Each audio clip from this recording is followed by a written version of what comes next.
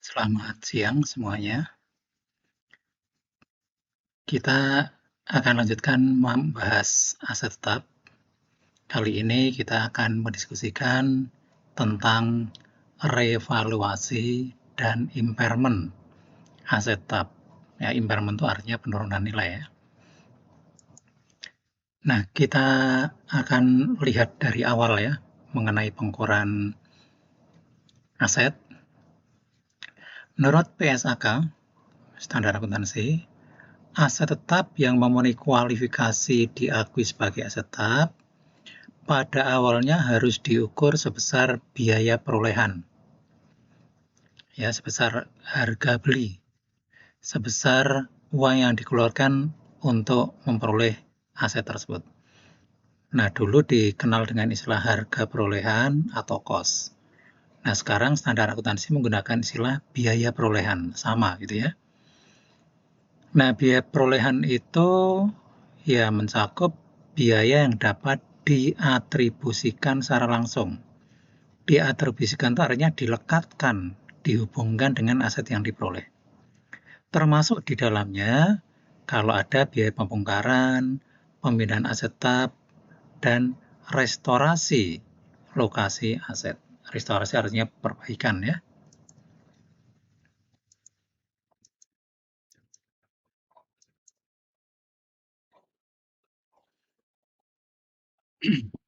Nah, lalu setelah kita memperoleh aset, pengukuran selanjutnya bagaimana? Menurut standar akuntansi ada dua model yang bisa dipilih. Yang pertama adalah model biaya atau cost model. Yang kedua model revaluasian. Ya, revaluasian artinya penilaian ulang, dinilai ulang. Nah, jadi akan memilih salah satu dari kedua model ini sebagai kebijakan akuntansinya. Dan yang paling penting ketika kita sudah memilih, maka kita harus menerapkan kebijakan tersebut terhadap seluruh aset tetap dalam kelompok yang sama.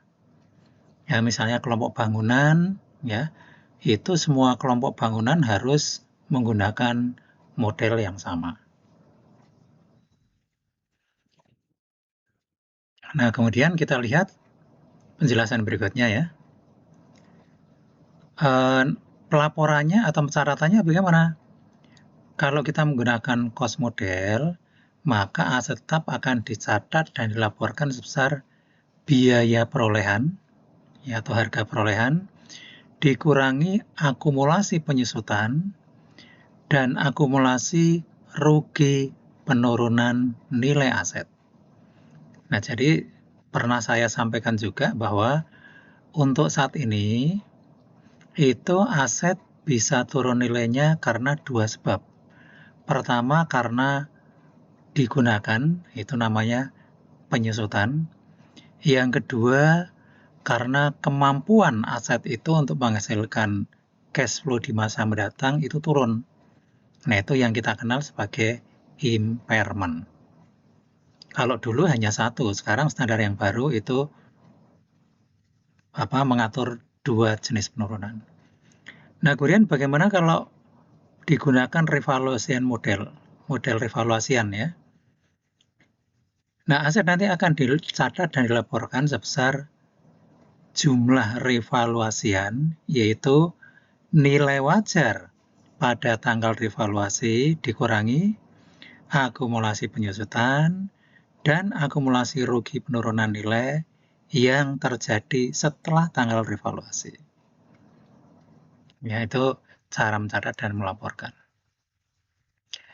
Nah, mengenai nilai wajar yang tadi disebut itu, ini ada penjelasan tambahan. Kalau untuk nilai wajar tanah dan bangunan biasanya ditentukan berdasarkan penilaian yang dilakukan oleh ahli penilai atau penilai yang memiliki kualifikasi profesional berdasarkan bukti pasar. Kalau untuk pabrik dan peralatan, ini kita biasanya menggunakan nilai pasar yang ditentukan oleh penilai. Nah, nilai pasar dengan bukti pasar itu agak berbeda ya. Kalau nilai pasar itu emang nilainya artinya ada pasar tempat terjadinya jual beli aset ini. Nah, itu nilainya nilai pasar ya. Nah, kemudian kalau ternyata tidak ada pasar yang dapat dijadikan sebagai dasar penentuan nilai, mungkin karena aset itu sifatnya khusus atau jarang diperjualbelikan, maka entitas atau perusahaan bisa mengestimasi nilai wajar menggunakan pendekatan penghasilan atau biaya pengganti yang telah disusutkan. Ya, nah itu menurut aturan seperti itu. Tapi memang nanti kita akan mendiskusikan contoh-contoh yang memang lazim ya diimplementasikan, diterapkan. Oke, sekarang kita mendiskusikan lebih khusus lagi mengenai model revaluasi. Kalau model biaya, ya itu sudah seperti yang telah kita pelajari sebelumnya, tidak perlu kita bicarakan lagi. Sekarang kita khusus membahas mengenai model revaluasi. Nah, revaluasi menurut ketentuan harus dilakukan secara reguler. Reguler itu artinya teratur. Bisa setahun sekali, 2 tahun sekali, dan seterusnya. Untuk apa? Untuk memastikan bahwa nilai yang tercatat tidak berbeda secara material dengan nilai wajar pada tanggal laporan posisi keuangan. Nah, kemudian akumulasi depresiasi pada tanggal revaluasi nanti akan diperlakukan dengan metode proporsional atau eliminasi. Nanti dua-duanya akan kita bahas.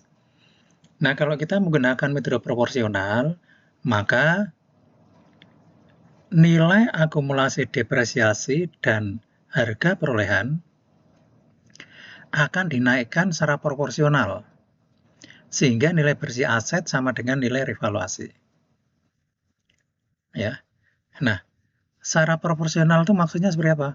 Kalau misalnya nilai aset itu naik 20%, maka nanti cost-nya dinaikkan 20%, akumulasinya juga dinaikkan 20%. Itu yang dimaksud dengan proporsional.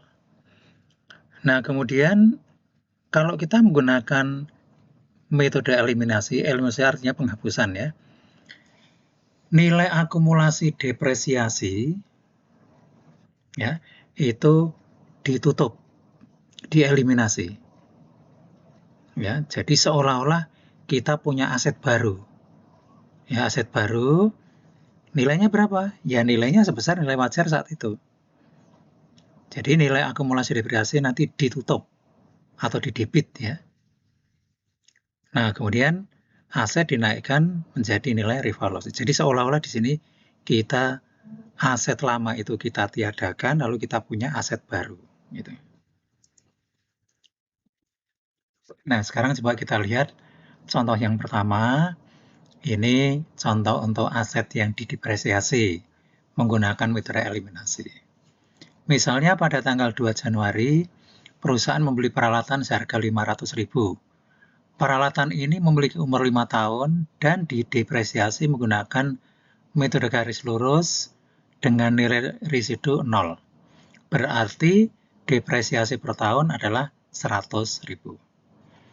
Nah, pencatatan depresiasi di tanggal 31 Desember adalah beban depresiasi, kredit akumulasi depresiasi masing-masing 100.000. Nah, setelah didepresiasi, sekarang nilai bukunya berapa? 500 dikurangi 100 sama dengan 400. Nah, setelah mencatat depresiasi, perusahaan memperoleh penilaian dari seorang penilai independen bahwa nilai wajar peralatan per 31 Desember sebesar 460. Ya, padahal tadi nilai buku kita berapa? 400. Jadi ada kenaikan 60 ya, 60. Nah, lalu untuk melaporkan nilai wajar itu kita harus melakukan hal-hal seperti berikut. Karena kita menggunakan metode eliminasi, maka akumulasi depresiasi itu dinolkan, dihapus. Ya. Kemudian peralatan itu dikurangi 40, sehingga aset yang dilaporkan sebesar 460. Kemudian karena asetnya naik dari 400 ke 460 ya, maka kenaikan ini nanti akan dicatat dalam surplus revaluasi sebesar 60. Nah, sehingga pencatatannya akan nampak seperti ini. Akumulasi depresiasi 100, sehingga nanti akumulasi depresiasinya 0. Peralatan dikredit 40, sehingga nilai peralatan sekarang 460. Tadinya kan 500, dikredit 40, tinggal 460. Kemudian surplus revaluasi dikredit 60. Ya. Nah, kalau saudara bingung dengan jurnal ini, maka saya akan tambahkan seandainya jurnal ini dipecah menjadi 2. Maka akan nampak seperti yang di bawah itu. Pertama, kita menghapus akumulasi depresiasi, ya, debit akumulasi depresiasi, kreditnya peralatan, ya, masing-masing 100. Nah, kemudian peralatan kita debit 60, ya, dan surplus revaluasi kita kredit 60. Nah, setelah ini semua kita masukkan ke akun, maka akun akumulasi depresiasi nilainya 0.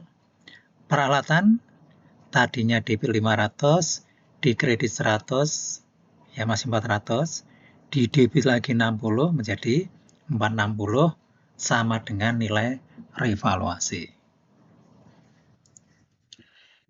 Nah, contoh yang kedua masih metode eliminasi. Ya, ini contoh yang lain ya. Misalnya peralatan senilai 4 juta diperoleh tanggal 1 Januari 2020, umur ekonomis 5 tahun tanpa nilai sisa.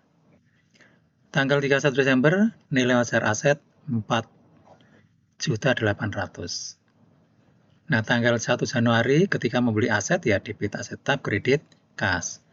31 Desember ketika mencatat depresiasi, beban depresiasi, kredit akumulasi depresiasi 800. 800 dari mana? Cost-nya 4 juta dibagi 5. Nah, kemudian ketika ada revaluasi aset 4,8, ya. Ini kan berarti naik ya. Naik dari 3.200.000 itu kan 4 juta kurangi 800 ya.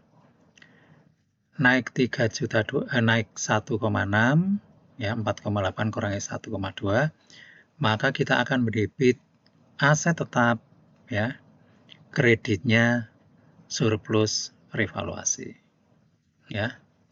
Oke, jadi ada 2 jurnal. Yang pertama adalah untuk mengeliminasi akumulasi depresiasi ya, persis seperti yang jurnal di slide sebelumnya yang merah tadi. Kreditnya aset tetap, kemudian debit aset tetap, kredit surplus revaluasi. Nah, setelah jurnal yang ketiga ini, maka akumulasi depresiasi 0, aset tetap tadinya debit 4 juta, dikredit 800, tinggal 3,2, kemudian didebit lagi 1,6, maka menjadi 4,8, persis seperti nilai revaluasi. Ya. Nah, sekarang kalau kita menggunakan metode proporsional, itu seperti apa? Coba kita lihat ya. Tanggal 1 Januari masih sama, debit aset tetap, kredit kas. Kemudian pencatatan depresiasi masih sama, debit beban depresiasi, kreditnya akumulasi depresiasi. Nah, setelah kita mencatat depresiasi, maka sekarang nilai bukunya berapa? 4 juta dikurangi 800 sama dengan 3.200.000. Tapi ternyata nilai wajarnya 4,8. Berarti ada kenaikan 50%. Ya kan? Naiknya kan 4,8 dikurangi 3,2, 1.600.000 dibagi 3.200.000 ya. maka kenaikan 50%. Nah, sesuai dengan penjelasan di depan tadi, yang ini ya, nilai akumulasi depresiasi dan harga perolehan dinaikkan secara proporsional. Ya. Nah, kalau di sini nilai wajarnya naik 50%, maka aset tab-nya dinaikkan 50%, akumulasi juga dinaikkan 50%. Ya. Nah, 50% dari 4 juta, 2 juta, 50% dari 800, 400. Ya, jadi debitnya aset tab 2 juta, kredit akumulasi depresiasi, kredit lagi surplus revaluasi, ya 1,6 sesuai dengan kenaikannya. Nah, setelah jurnal yang ketiga ini, maka aset tab ini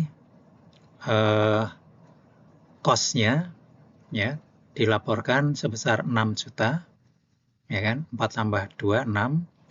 Akumulasi depresiasinya 800 tambah 400 menjadi 1,2.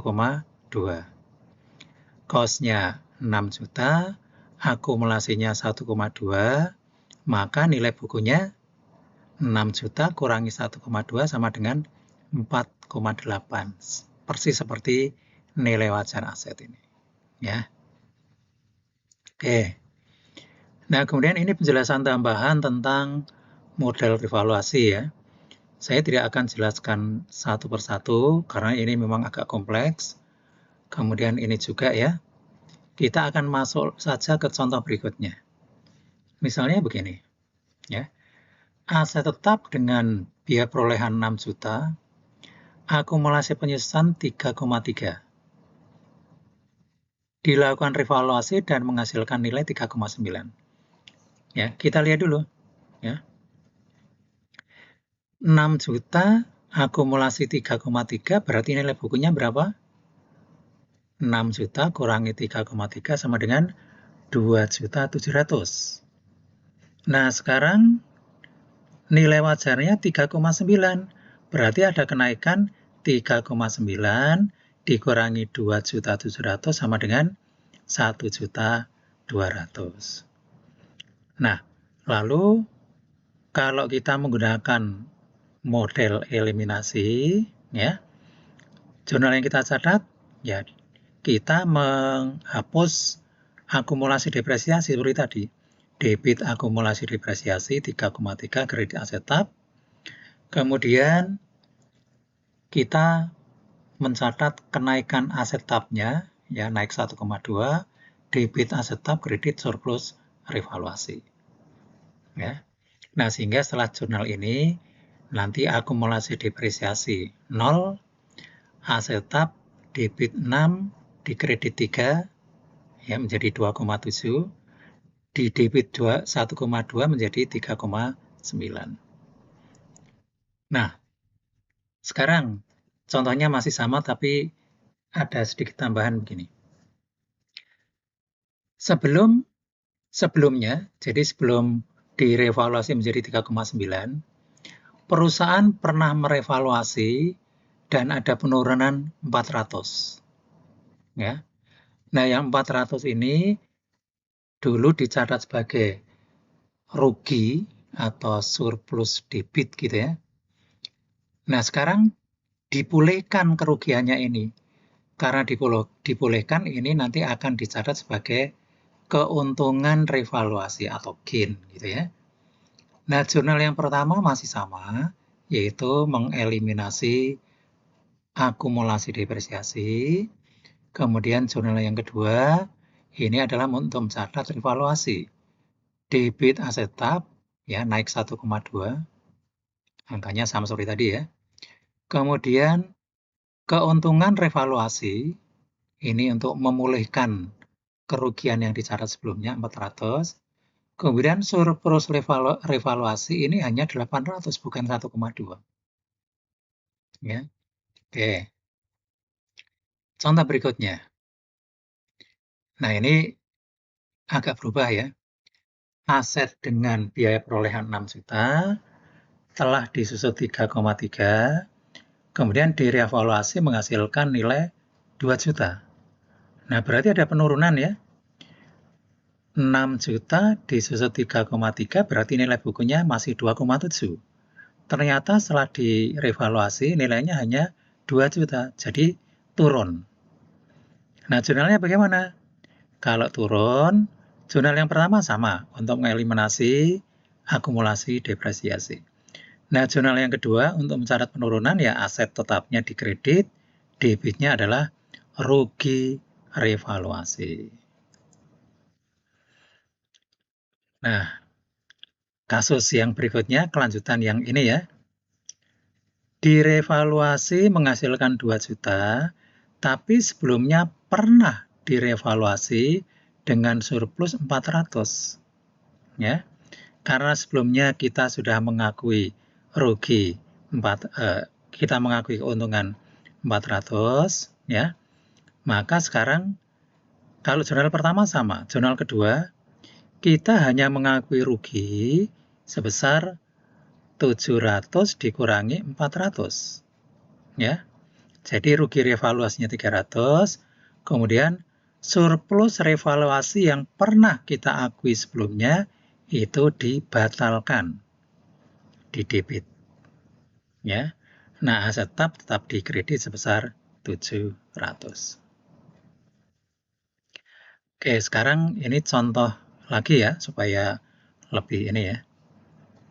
Misalnya pada tanggal 1 Januari 2019, kalau ini contohnya lebih lengkap ya sampai dengan bagaimana nanti beban depresiasi dan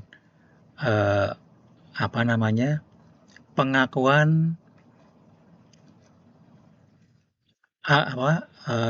amortisasi surplus. Kalau tadi kan belum, kita baru sampai ke transaksi yang ketiga, yaitu revaluasi. Nah, sekarang kita lihat pada tanggal 1 Januari, perusahaan membeli mesin dengan harga 50.000. Jurnalnya masih sama. Debit aset tetap, kredit kas. Kemudian depresiasi dari seluruh 5 tahun, ya dibagi 5, pencatatannya debit beban depresiasi, kredit akumulasi masih sama. 31 Desember direvaluasi menghasilkan nilai 4,8. Berarti ada kenaikan 8.000 ya. Pencatatannya yang biasanya kita menggunakan 2 jurnal kalau digabung akan nampak seperti ini. Debit akumulasi depresiasi untuk membatalkan yang ini. Aset tetap supaya bersaldo 48, tadinya debit 50 dikredit 2.000. Kemudian kenaikan nilai dari 40 ke 48 kita catat dalam akun surplus revaluasi. Nah, kemudian bagaimana jurnal untuk mencatat beban depresiasi dan amortisasi surplus. Surplus ini nanti secara bertahap harus dipindah ke saldo laba.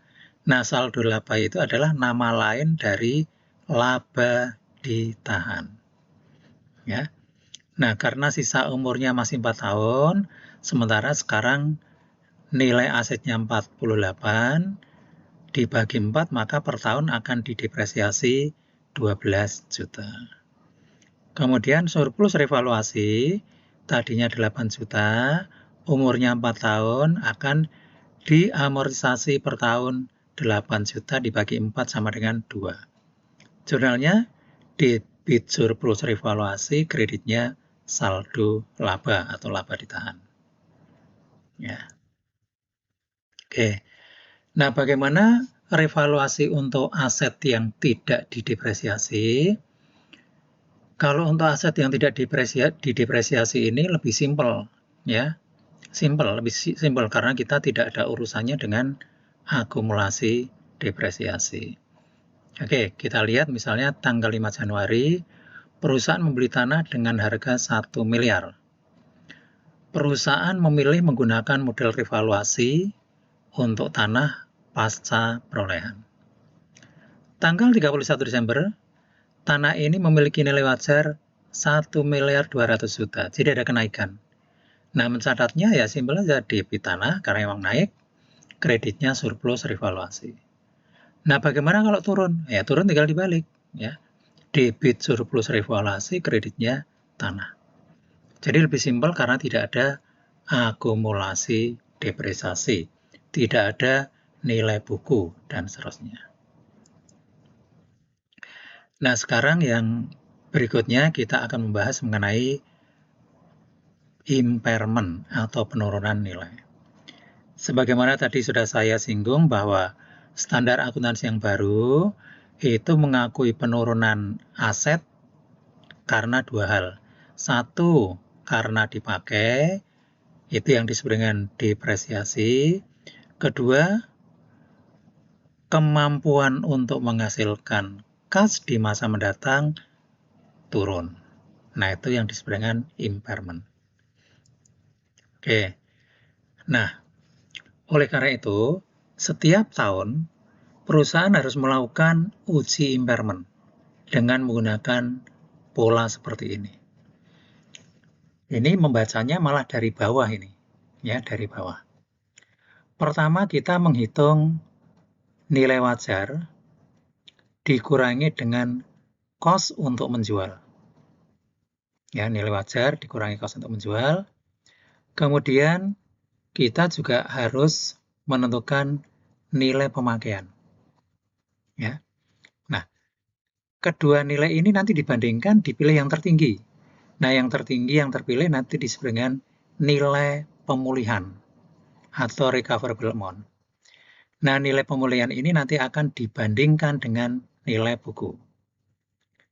Jika nilai pemulihan nanti lebih rendah dari nilai buku, berarti ada impairment. Jika lebih tinggi berarti tidak ada. Kita lihat contoh ya. Ini kebetulan contohnya sudah ada. Misalnya nilai wajar dikurangi cost untuk menjual 180, nilai pemakaian 205. Ini datanya dari sini ya. Datanya sudah ada, nilai bukunya 200, nilai wajar dikurang biaya untuk menjual 180, nilai pemakaian 205. Dipilih yang tertinggi. Yang tertinggi adalah 205 juta. Nah, ini yang di sini disebut dengan nilai pemakaian. Nilai pemulihan. Karena nilai pemulihan ini lebih tinggi dibanding nilai buku, berarti tidak ada impairment, tidak ada penurunan. Ya.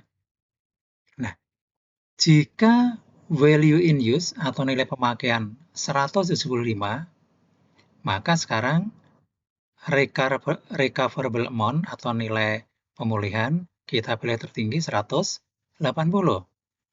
Nah, ketika 180 dibandingkan dengan nilai buku, ternyata lebih rendah ini. Berarti ada penurunan atau rugi impairment 20 juta. Ya. Nah, lalu kalau ada kerugian mencatatnya bagaimana? Ya, rugi kita catat rugi impairment, kreditnya akumulasi depresiasi. Ya. Oke, sekarang kita lihat contoh-contoh berikutnya. Kasus 1.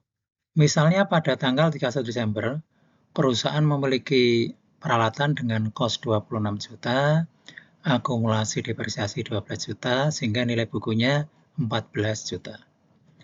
Umur ekonomis peralatan 4 tahun, nilai residu 2 juta. Ya. Perusahaan menetapkan bahwa recoverable amount atau nilai terpulihkan